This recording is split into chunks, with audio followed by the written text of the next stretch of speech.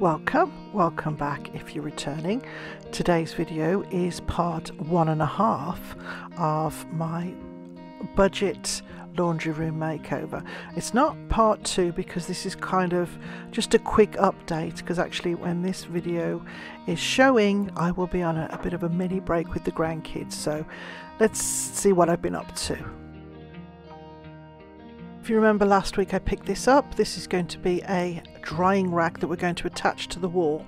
So what I'm going to do is I'm going to put a couple of pieces of wood, and you can see here, this is so that we can attach it to the wall. It's going to have 2 pieces of rope that will attach and it'll be hanging open. I'm also going to be drilling some holes for some dowels for extra hanging, and then we're going to attach it all to the wall. It's going to be painted in the chalk paint in the cocoon.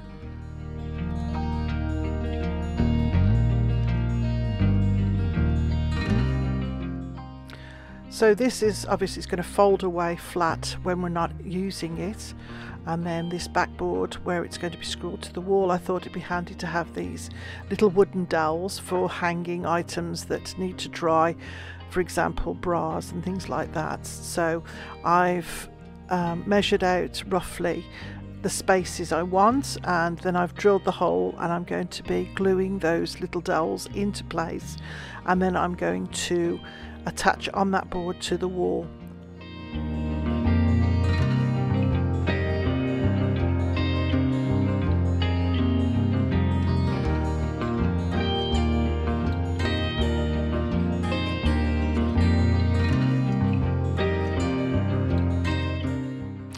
All the dowels are now attached, and I'm going to be painting it in the same chalk paint, which is the colour Cocoon.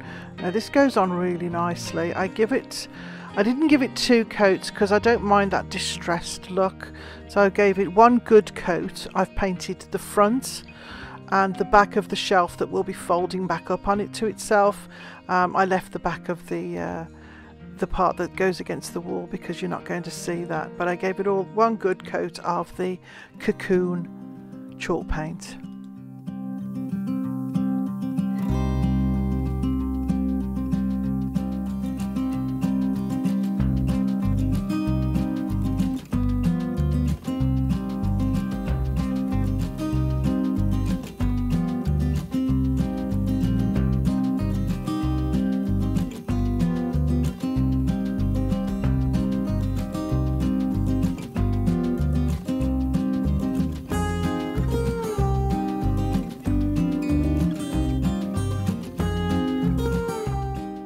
The day I painted this, it was so warm. I was trying to get into the shade as much as possible, but it was almost drying as it went on.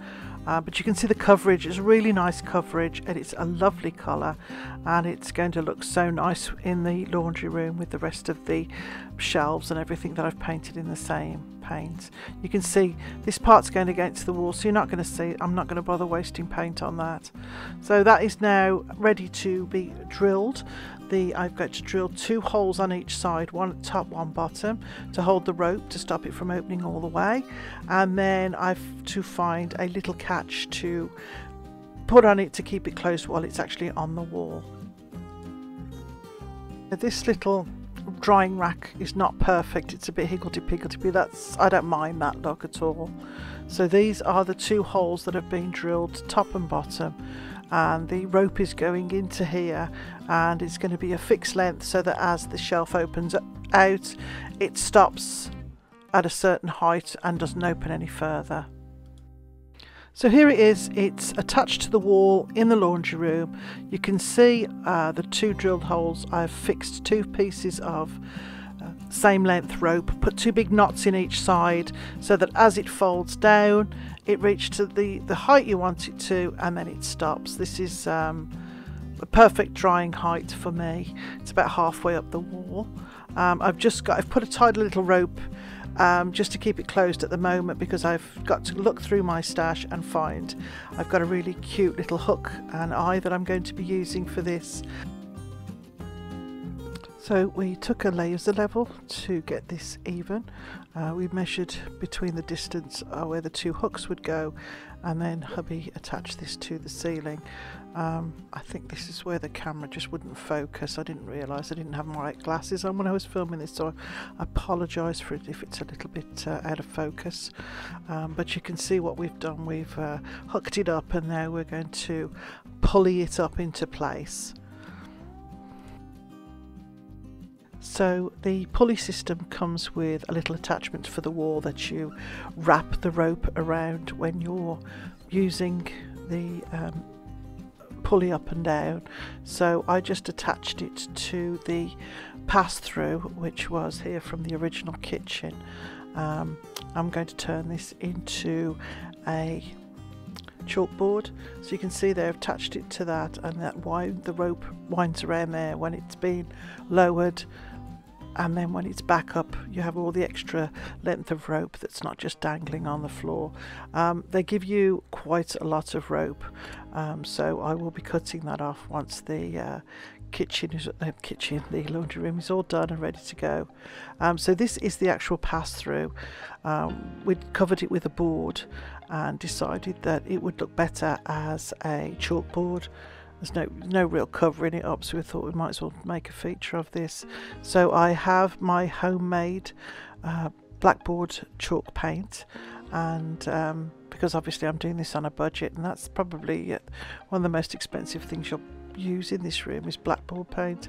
So I did 2 coats of that, and then I had some picture frame wood that I had from another job that was left over, so I measured it and cut it with a mitre box, and then painted it with the black chalk paint, and then I'm going to give it a coat of rub and buff just to highlight the couple of areas on it that's quite detailed, and then attach it to the chalkboard. I know most of you already know this, but if you are using chalk paint, it's always a really good idea to give it a sealer coat of some kind. I'm actually using an antique wax for this one, just because I'm running low on my beeswax, so this is just what I have most of. But I do like the brownish tone that it gives it, and so I'm giving all of the picture frame moulding a good coat of this antiquing wax, and then once it's been pinned into place, with my hubby's going to grab the nail gun and pin it into place for me. I might have to touch it up with a bit of paint again, in which case I'll just go over it again with the wax just to seal it and give it a nice finish.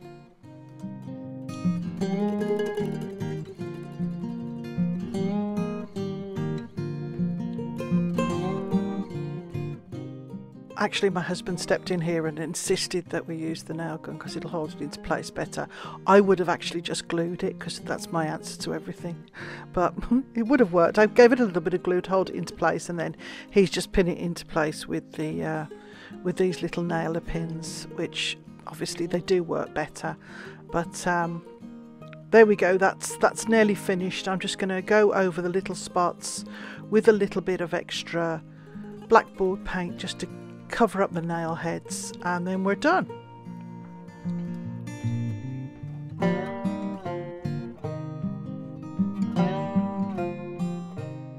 So as I said, this was just sort of more of an update on what I was doing in the laundry room. So I've got my blackboard done, I've got my wall mounted clothes rack and my ceiling mounted clothes rack. This little shelf and box, I'm not sure where they're going to go yet, because I have some really nice little laundry related knickknacks and some nice artwork to put up in the laundry room. In the meantime, I've found this juice dispenser that I've had for a while, and I'm going to be putting my laundry detergents in this one. I do have another of these bottles with the little taps on, but it's a really good quality one, so I don't want to use it for fabric softener, so I'm going to see if I can thrift another one, either the same or similar, for the fabric softener. This was an idea that I've seen on Pinterest, all these gorgeous laundry rooms with nobody has the original dispenser bottles out. I mean, they're not very pretty, but this looks really rather nice. So hopefully I can find another one while I'm thrifting out and about. And then, so next week, I'm hoping to have the finished laundry room. If it's not finished, it'll be 90% done, hopefully. So we'll see you back here next week. Have a great week. Stay healthy and happy, and I'll see you next time.